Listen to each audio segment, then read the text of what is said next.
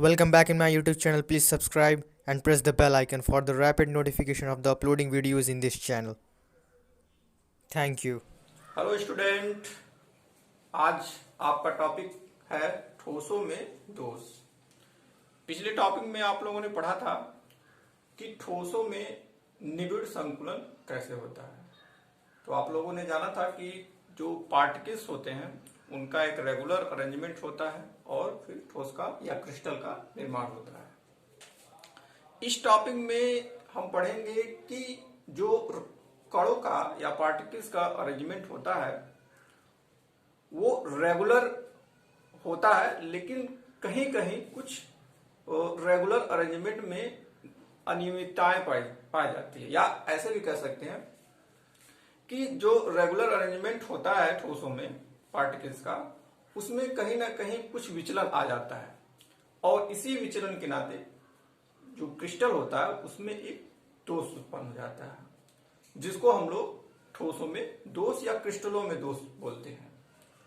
तो उसी के बारे में हमको पढ़ना है कि दोष कितने प्रकार के होते हैं और कौन कौन से दोष कब कैसे मिलेंगे, कौन सा एग्जाम्पल किस तरह का दोष क्रिएट करता है।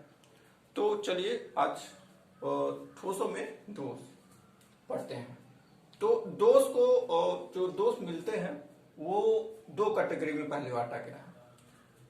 पहला है बिंदु दोष और दूसरा है रेखीय दोष। बिंदु दोष उसे कहते हैं जब पार्टिकल्स का अरेंजमेंट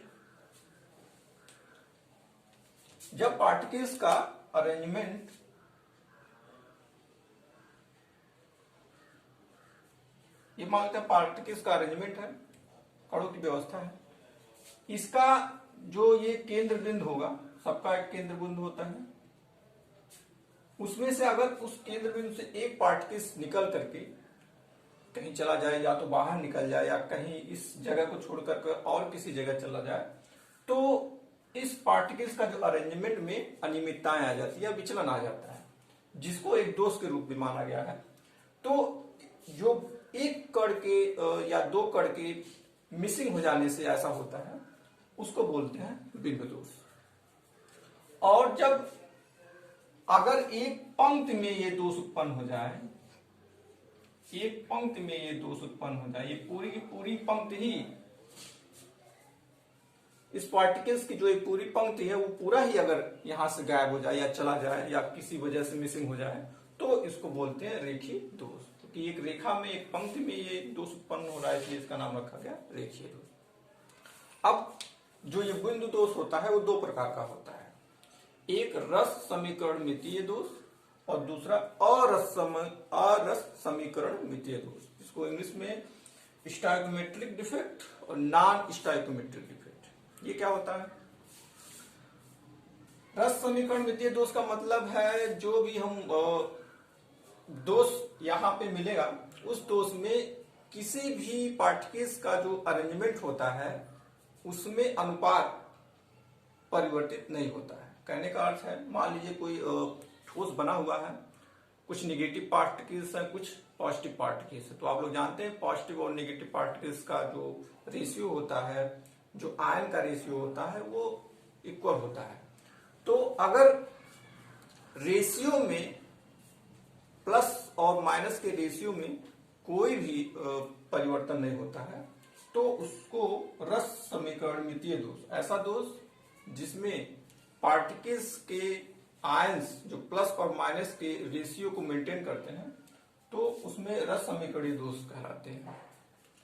और जिसमें जिस दोष में, जिस क्रिस्टल का ऐसा दोष जिसमें जो पार्टिकल्स का रेशियो है वो परिवर्तित हो जाता है, उसको बोलते हैं अरस समीकरण मितीय दोष। ठीक है।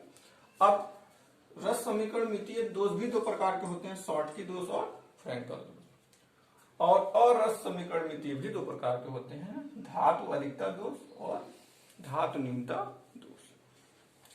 तो एक एक करके हम लोग जानते हैं ये क्या चीज है। ठीक है। तो सबसे पहले हम लोग रस समीकरण मितीय दोष को, इसकी परिभाषा हम लोग लिखते हैं। तो रस समीकरण मितीय दोष जो होता है, जब क्रिस्टल में उपस्थित दोष के कारण क्रिस्टल में धनायन तथा ऋणायनों का अनुपात परिवर्तित नहीं होता है तो उसे रस समीकरणमितीय दोष कहते हैं। ठीक है, तो और ये दो प्रकार का होता है, शॉर्टकी दोष और फ्रैंकल दोष। ठीक है, तो आप फिगर के द्वारा मैं आपको समझा रहा हूं कि कैसे ये दोष होता है। ये ध्यान रखना है इसमें रस समीकरणमितीय दोष में कि जो पार्टिकल्स का रेशियो है, धनायन आनायन का जो धनायन और ऋणायन का जो रेशियो है वो परिवर्तित नहीं होना चाहिए। ये मूल बात आप अपने ध्यान में रखेंगे। तो रेशियो नहीं गड़बड़ होना चाहिए धनायन और ऋणायन का। चलिए, दो प्रकार का ये है हमारे पास दोष, शॉर्टकी दोष और फ्रैंकल दोष। शॉर्टकी दोष में क्या कहा जाता है? शॉर्टकी दोष उसे कहते हैं जब किसी क्रिस्टल में जो पैटर्न है धनायन और ऋणायन का, उसमें से एक ऋणायन का जो पार्टिकल्स है क्रिस्टल में, वो अपने स्थान से निकल करके कहीं बाहर चला जाता है।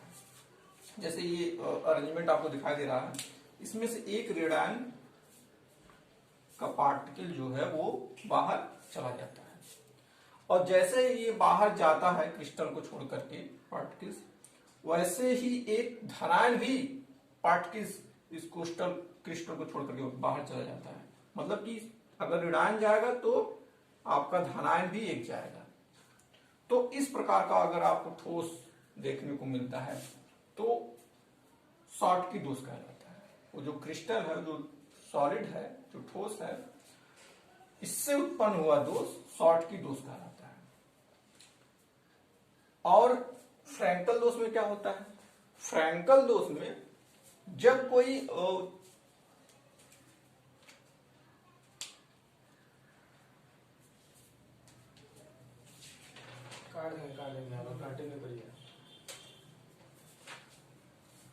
फ्रैंकल दोष में क्या होता है? फ्रैंकल दोष में जब कोई कैटायन अपना स्थान छोड़ करके क्रिस्टल के बाहर नहीं जाता है बल्कि अंतराकाशी स्थान पे चला जाता है।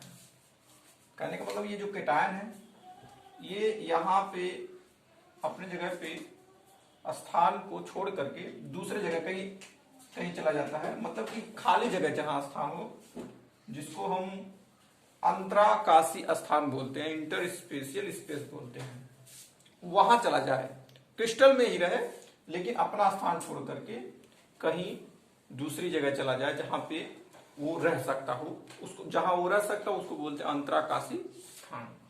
तो इस तरह का जो दोष देखने को मिलता है उसको फ्रैंकल दोष कहते हैं। ठीक है, कभी कभी ये बहुत इंपॉर्टेंट है, दोनों पूछा जाता है, दोनों में अंतर पूछा जाता है, तो उसको विशेष रूप से ध्यान दीजिए। शॉर्टकी दोष और फ्रैंकल दोष। शॉर्टकी दोष में धनायन और ऋणायन दोनों एक साथ बाहर निकलते हैं, जबकि फ्रैंकल दोष में बाहर निकलते नहीं है, आयन जो है बाहर निकलते नहीं है। जो भी आयन निकलेगा वो अंतराकाशीय स्थान उसी क्रिस्टल में चला जाएगा। और एक खास बात इसमें और है, दोनों में अगर अंतर की बात करें तो जो ये इसमें शॉर्टकी दोष जो होता है वो उस ठोसों में देखने को मिलता है, उस क्रिस्टल में देखने को मिलता है जहां पे समन्वय संख्या अधिक होती है। जहां पे समन्वय संख्या अधिक होती है, लिख दिया, समन्वय संख्या अधिक,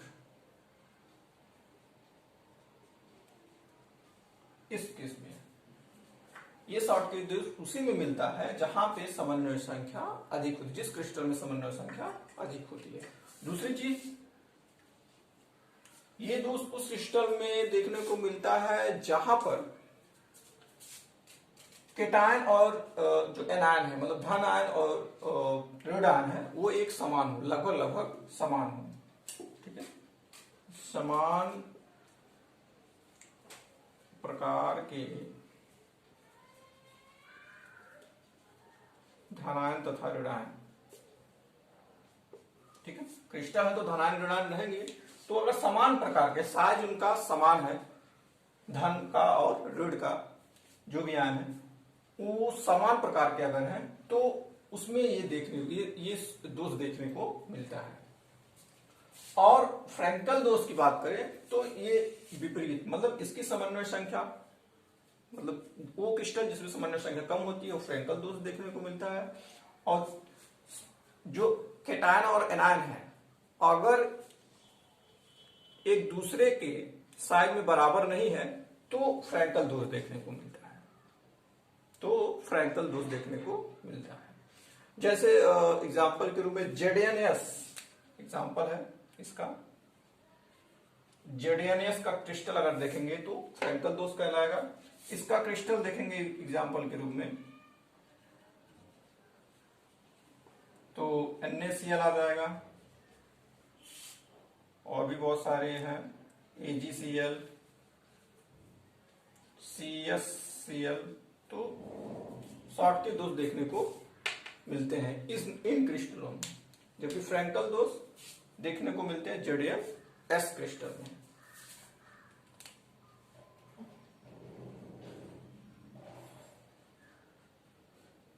शायद दिखाई दे रहा हो, जिंक सल्फाइड इसका नाम है, जिंक सल्फाइड। ये सोडियम क्लोराइड और ये सिल्वर क्लोराइड और सीजियम क्लोराइड, ठीक है। तो आप फ्रैंकल दोष और शॉर्टकी दोष अच्छी तरीके से समझ रहे होंगे। फिर एक बार मैं कह दे रहा हूं, शॉर्टकी दोष उन क्रिस्टलों में देखने को मिलता है जहां पे समन्वय संख्या अधिक होती है। और क्या होता है शॉर्टकी दोष? जब कोई केटायन या ऋणायन बाहर चले जाते हैं, अपने स्थान को छोड़ करके क्रिस्टल से बाहर चले जाते हैं, तो ये शॉर्टकी दोष देखने को मिलता है। और इनका रेशियो भी मेंटेन है, जितने प्लस है उतने ही माइनस हैं, आप गिन सकते हैं यहाँ पे। फ्रैंकल दोष में क्या होता है कि कोई भी केटायन क्रिस्टल का धनायन जो होता है वो अपना स्थान छोड़ करके अंतराकाशी स्थान, ये जो स्थान आपको देखना है इसको अंतराकाशी स्थान बोलते हैं। ये जो खाली स्थान है अंतराकाशी स्थान, इंग्लिश में इंटर स्पेशियल स्पेस भी बोलते हैं। तो आप लोग अच्छी तरह से समझे होंगे। तो रस समीकरण में दोष में रेशियो मेंटेन होना चाहिए, ध्यान रखिएगा। दो प्रकार के होते हैं, शॉर्टकी दोष और फ्रैंकल दोष। एक शॉर्टकी दोष जो होता है वो क्रिस्टल में जो अवयवीकरण होते हैं वो अवयवीकरण अपने स्थान छोड़ करके क्रिस्टल से बाहर चले जाते हैं। और फ्रैंकल दोष में क्या होता है, जो क्रिस्टल के अवयवीकरण होते हैं स्पेशली करके जो केटायन होते हैं वो अंतराकाशी स्थान में चले जाते हैं, क्रिस्टल से बाहर नहीं जाते। तो दूसरा जो हम लोग का प्रकार है अरस समीकरणमितीय दोष, उसको हम अब पढ़ते हैं। तो दूसरा जो प्रकार है वो अरस समीकरणमितीय दोष है, ठीक है। इसमें क्या है, इसमें जो रेशियो होता है एनायन और कैटायन का वो मेंटेन नहीं रहता है। मतलब कि जो धनायन और ऋणायन होते हैं उनका जो रेशियो है वो परिवर्तित हो जाता है, एक समान नहीं होते हैं। तो जो इस प्रकार का दोष देखने को मिलता है जिसमें रेशियो मेंटेन नहीं होता है, जिसमें अनुपात बराबर नहीं होते हैं, उनको अरस समीकरणमितीय दोष या नॉन स्टाइकोमेट्रिक डिफेक्ट कहते हैं। ये भी दो प्रकार का होता है। कौन कौन सा? धातु अधिकता दोष और धातु न्यूनता दोष। धातु अधिकता दोष में धातु अधिक हो जाते हैं, धातु न्यूनता दोष में धातुएं कम हो जाती है। अब आप जानते हैं कि धातुएं धनायन बनाती हैं और अधातुएं ऋणायन बनाती हैं। तो चलिए एग्जाम्पल के रूप में धातु अधिकता दोष को समझते हैं। जैसे कोई क्रिस्टल है जो कि AB का पैटर्न है, A+B- करके। अब होता क्या है कि कोई भी अगर निगेटिव वाला पार्ट जिसमें ऋणायन है वो अपना स्थान छोड़ करके कहीं चला जाए, ये मिसिंग हो जाए, बाहर चला जाए, और उसके स्थान पे बाहर से कोई निगेटिव इलेक्ट्रॉन, मतलब कि इलेक्ट्रॉन आ जाए बाहर से, पार्टिकल्स नहीं, इलेक्ट्रॉन। पार्टिकल्स तो गया बाहर, लेकिन उसके जगह पे बाहर से कोई एक इलेक्ट्रॉन आ जाए, और इलेक्ट्रॉन पे कौन सा चार्ज होता है आप जानते हैं, नेगेटिव चार्ज होता है। तो इससे होता क्या है कि जो धातु की संख्या होती है वो अधिक हो जाती है, मतलब प्लस चार्ज की संख्या जो होती है वो अधिक हो जाती है। और जब अधिक हो जाती है तो इसलिए इस दोष का नाम रखा गया है धातु अधिकता दोष। अब धातु अधिक कैसे होगी, हो गई क्योंकि इसमें से एक ऋणायन कम, एक ऋणायन वाला जो कण है वो कम हो गया। पहले दोनों बराबर था, लेकिन जब दोष उत्पन्न हुआ तो धातु अधिक हो गया, धातु अधिक नहीं हुआ बल्कि ऋणायन जो है कम हो गया, जिसकी वजह से धातु को अधिक माना जाएगा। ठीक है, तो एक ऋणायन पार्टिकल के निकलने से एक जो पार्टिकल से ऋणायन का वो कम हो गया, जिसके कारण धातुओं की संख्या अधिक हो गई और जो ऋण आयन वाले पार्टिकल्स थे उनकी संख्या कम हो गई। तो रेशियो मेंटेन रहा नहीं, रेशियो मेंटेन नहीं रहा। दूसरा जो एग्जांपल है, इसका एग्जांपल आप देख सकते हैं किस किस क्रिस्टल में पाया जाता है। तो LiCl lithium chloride, lithium chloride और KCl पोटेशियम क्लोराइड, ये कलर शो करते हैं। ये खास बात है और कि ये जो धातु अधिकता दोष जो दिखाते हैं वो क्रिस्टल, वो कलर शो करते हैं। कलर शो करने का मतलब है कि जैसे ये क्रिस्टल में दोष उत्पन्न होगा, इन क्रिस्टलों में एक स्पेशल कलर उत्पन्न हो जाएगा, स्पेशल कलर आ जाएगा, कहने का अर्थ है। LiCl में गुलाबी कलर आ जाता है और KCl में बैगनी कलर आ जाता है। क्यों होता है? इस इलेक्ट्रॉन के नाते, बाहर से जो इलेक्ट्रॉन आया है उसी की वजह से जो कलर उत्पन्न होता है वो इलेक्ट्रॉनों के कारण जो होता है। आगे चल करके आप पढ़ेंगे, एक चैप्टर है कोऑर्डिनेशन कंपाउंड, उसमें कैसे कलर उत्पन्न होता है बताया जाएगा।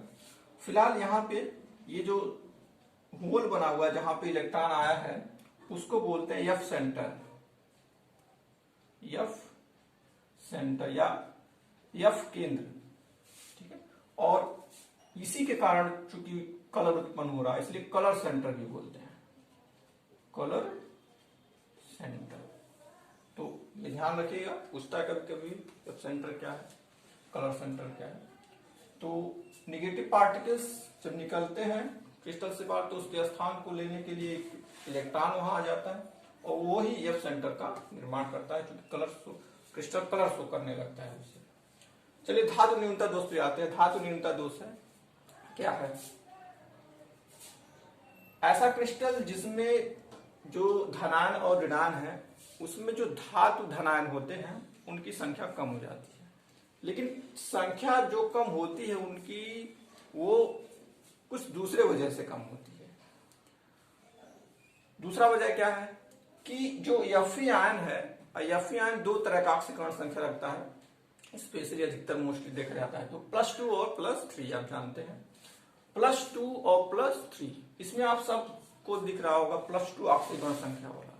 लेकिन अगर यहां से +2 ऑक्सीकरण संख्या वाले जो पार्टिकल्स हैं वो निकल जाए और उसके स्थान पे Fe+3 ऑक्सीकरण संख्या वाले आ जाएं, Fe+3 ऑक्सीकरण संख्या वाले आ जाएं, तो धातुओं की संख्या कम हो जाएगी। क्यों कम हो जाएगी? क्योंकि इन पे चार्ज अधिक है, क्योंकि इन पे चार्ज अधिक है। 3 3 6 और कितने चार्ज निकले थे? 2 2 4 2 6। तो चार्ज तो बराबर है, लेकिन धातु, ये पिछली बार 3 धातुएं निकले थे और आयन कितने हैं? 2। तो अब धातुओं की संख्या पहले से कम हो गई है, इसलिए अब जो दोष उत्पन्न हुआ उसको क्या बोलेंगे? धातु न्यूनता दोष।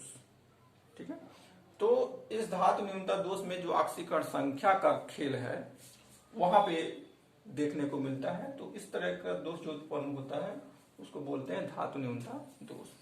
स्पेशली करके एग्जांपल कौन सा? यही है FeO, FeS। ये एग्जांपल है, 2 एग्जांपल है, पहला और दूसरा, FeO और FeS, आयरन ऑक्साइड और आयरन सल्फाइड। तो आप ठोसों में जो दोष देखें, ये दोष आपको बताया गया है, आप इसका नोट्स बनाइए। नीचे परिभाषा भी कुछ दी गई है, उसको आप वीडियो को पॉज करके आप देख भी सकते हैं। और नेक्स्ट टॉपिक के लिए, नेक्स्ट वीडियो के लिए इंतजार करिए, wait and watch. Thank you very much.